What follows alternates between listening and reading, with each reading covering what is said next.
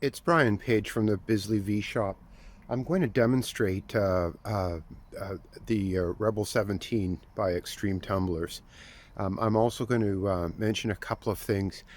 This demonstration is going to be done with a unit that was returned by a customer. I believe the unit had been dropped, and I wanted to point out some quick tips and what you can do to repair and extend the life of your Rebel. Um, First off, the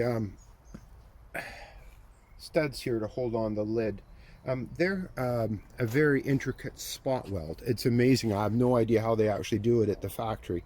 But this unit had been dropped and two of the studs had broken off. I drilled them out using the mill, and I was very careful with clamping. You could do it on a drill press if you had to, but I drilled it out to M4, and I just put an M4 Allen a screw through the hole, and I converted all of the plastic knurled fasteners to just straight M4 bolts with lock washers. I found that my unit was leaking and I couldn't tighten it properly by hand. So what I do now is I just simply use a wrench and I just give it a little bit of pressure and I test it to see if it's going to leak before I throw it on the tumbler. Now, just before I start tumbling, the mixture I use is essentially the stainless steel pins. I've got 5 pounds of them. I've got a tablespoon of Ultimate Car Wash, which I bought on Amazon. I've used dishwashing soap, just straight washing up liquid here in the UK. I've got excellent results. I received a tip from a fellow who does a lot of this, and he said use the Ultimate Wash and Wax because it leaves a very light film on the case, and he said to think of it almost as a dry lube because he tumbles in large quantities and he lets the cases sit for a while and he doesn't want tarnish to build up. I've used the straight washing up liquid, and I've had excellent results with it. I also use a 1/4 teaspoon of citric acid. It gives the cases a little bit of shine, but you don't want to use too much citric acid, and the reason for that is it can react with some of the other elements in your brass alloy, such as zinc. So you don't want to overuse it. Now, on the tumbler itself, this particular unit had blown out 2 bearings,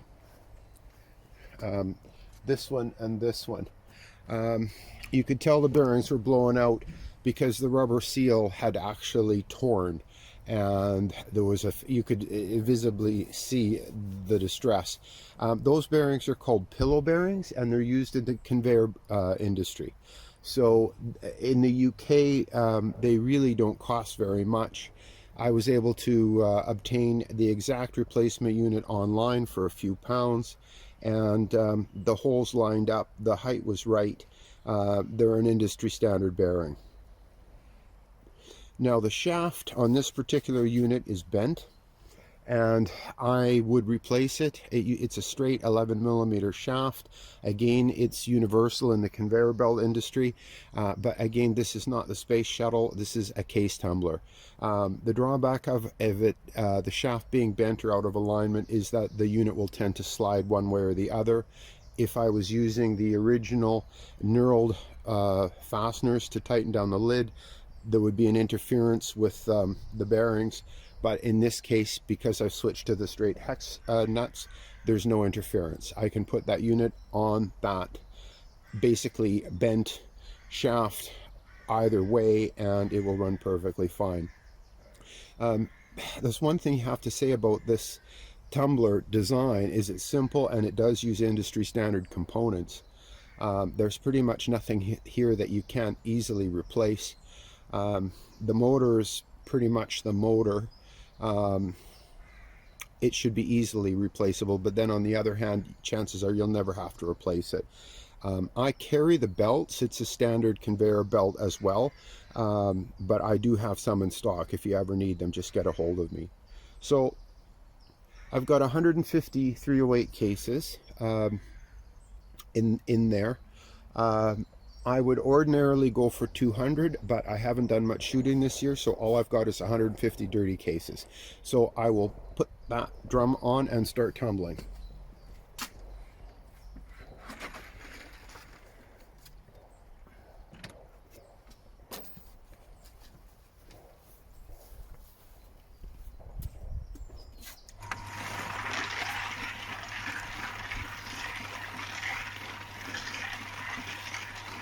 So the unit makes a little bit of noise, but it is overall very quiet when you compare it to a vibrating tumbler. I basically dry tumbled for probably 25 years, and I never thought I'd switch to wet tumbling, but I essentially have for some of my ammunition. I use wet tumbling when I have fairly large batches to do. If I'm doing small batches, for instance, where I have cases sorted by weight, and I want to keep them together, I will use dry tumbling. I can easily run 200 cases through here, and using this mixture and warm water, I'll run it 45 minutes. Now, the water is very important for this operation. If you have hard water, like I do, living here in Bisley, it can be a real problem because it leaves spots as it's drying. Now, the ultimate car wash is supposed to help with that, and it does to a certain extent. There are additives to regular washing up liquid which help with that as well. Something that I'd like to experiment with is in the olden days when people developed film and they used hard water because they had to, there used to be a wetting agent, and Kodak used to make a product called Photo Flow, and they used basically a couple of drops to a gallon of water, and the idea would be that there would be no spots left on the film as the water dried. So if I can track some down, I'll test that and I'll let everyone know. Anyway, I'm going to run this 45 minutes and come back to it. Thank you.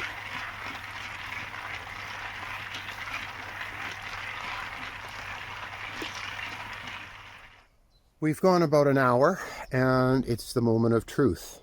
So I'll take the top off and we'll see what we've accomplished.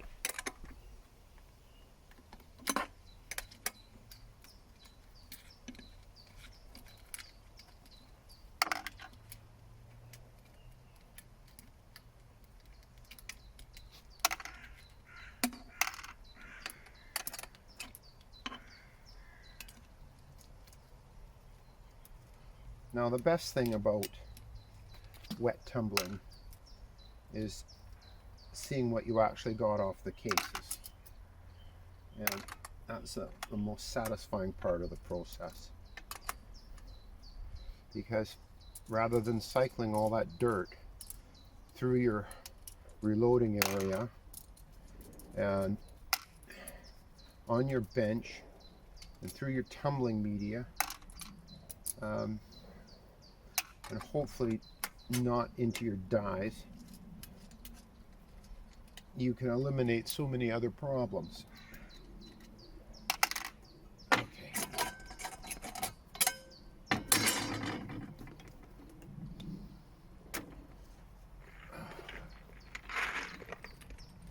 Okay, we have very clean cases. Very clean cases. So the first thing I'm going to do is transfer them into a bucket.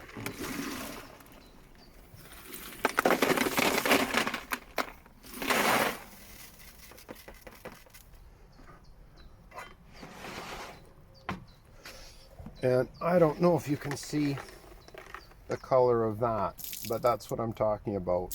That's what I really, really, really don't want. And I'm going to do another pour. I don't know if you can see the dirt, but it's pretty special. We're back I've triple rinsed the cases, got all the soap off of them. I've triple rinsed the pins. I probably only lost a couple of dozen pins through the slots in the table. So overall, I've saved well over 99.5% of them, which is good. I'm just going to let these cases dry in the sun or in the overcast on some kitchen wool today. Speaking of a pin, there's a pin. The surface tension of the water is enough to cause the pins to stick to the inside of the case. But anyway, it's a minor irritation. It is absolutely not a big deal. Do I love this tumbler? In certain instances, yes. When I'm doing batches of 200, it's efficient. I used to think wet tumbling was slow, but again, a good friend who does a lot of this kind of thing pointed out to me that it's not actually taking your time. It doesn't matter how long it takes. It's a process that can go on in the background. The tumbling, the drying, all of it. The only real thing that you have to do is rinse. I've sold quite a few of these. I've sold smaller ones, Lyman. Basically, they're for people doing smaller batches. That you can probably push a big batch if you need to. In certain ways, they're more user friendly.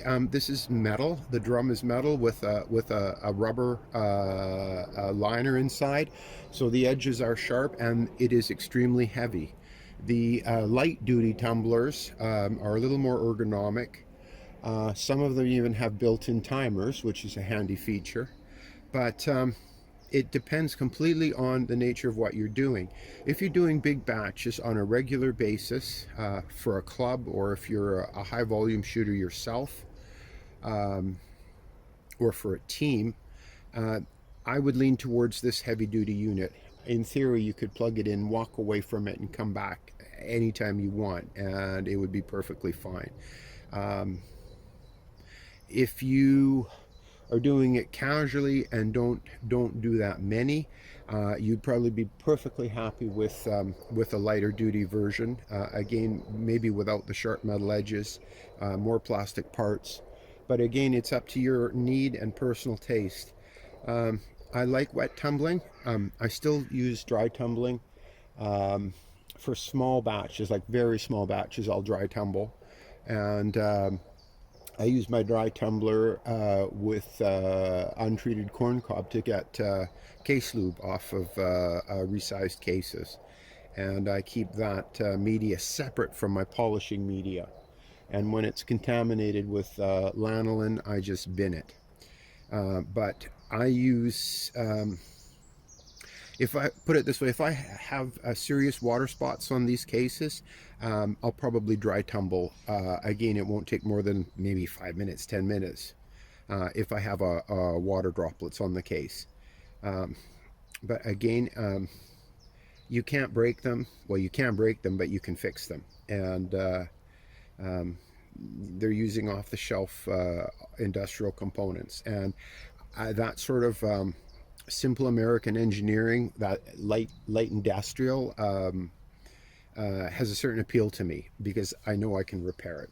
But anyway, if you have any questions or need any parts or advice, just contact me through the website. Again, thank you very much for your time, and I appreciate you watching this video. Thank you.